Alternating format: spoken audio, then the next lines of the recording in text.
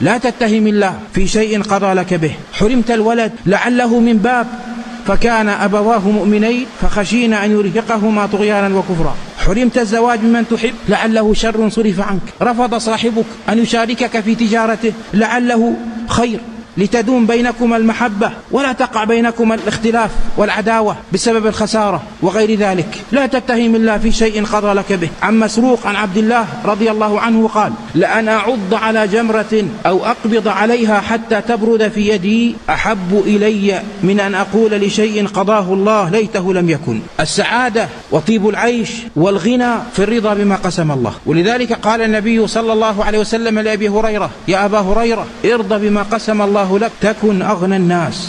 وعنه رضي الله عنه أن رسول الله صلى الله عليه وسلم قال: ليس الغنى عن كثرة العرض أي عن كثرة المال، إنما الغنى غنى النفس. فلا يسلم أيها الأحبة أحد في دينه حتى يسلم لربه، ولا يهنى أحد بعيشه حتى يؤمن بقضاء الله وقدره. قال إبراهيم ابن إسحاق الحربي رحمه الله: أجمع عقلاء كل ملة أنه من لم يجري مع القدر لم يتهنى بعيشه.